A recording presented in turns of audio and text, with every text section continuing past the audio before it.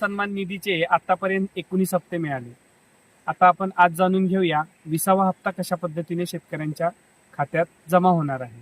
एक हप्ता जवळपास 4 महिन्यांचा असतो आणि तो 2,000 रुपयाचा असतो. असं 3 हप्त्यामध्ये 6,000 रुपये हे शेतकऱ्यांना किसान सन्मान निधी योजनेमार्फत मिळत असतात.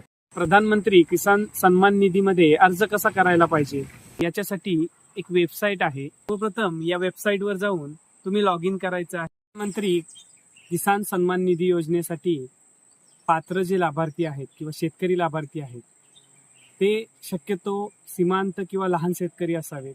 ते देशाचे नागरिक असणं गरजेचं आहे. शेतकरी हे आयकर भरणारे नसावेत.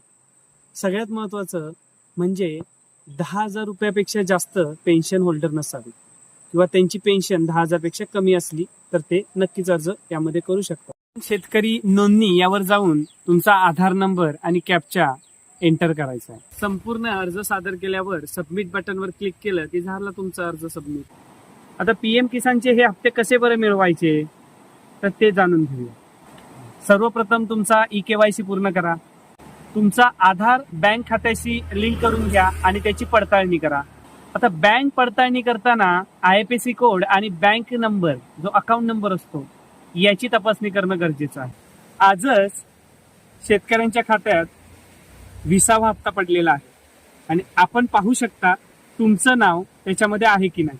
कसं पाहायचं आहे आपल्याला सर्वप्रथम www.pmkisan.gov.in वर जायचं आहे. pmkisan.gov.in वर जाऊन आपली सद्यस्थिती शेतकरी तपासू शकतात. तर बेनिफिशियरी लिस्ट वर जायचं आहे आणि तिथूनच निवडायचं आहे तुमचं राज्य, जिल्हा आणि तालुका. तिथे तुम्हाला गेट रिपोर्ट म्हणून एक ऑप्शन येईल. गेट रिपोर्ट वर केलं तर तुमच्या समोर PDF यादी येईल. त्याच्यामध्ये तुमचं नाव तुम्ही तपासून घेऊ शकता. तर मित्रांनो, व्हिडिओ जर आवडला असेल तर लाईक करा, शेअर करा, सबस्क्राईब करा आणि बेल आयकॉनवर क्लिक करा, जेणेकरून जास्तीत जास्त नवीन व्हिडिओ शेतीविषयक तुमच्या समोर नेहमीच येत राहतील. धन्यवाद. जय हिंद, जय महाराष्ट्र.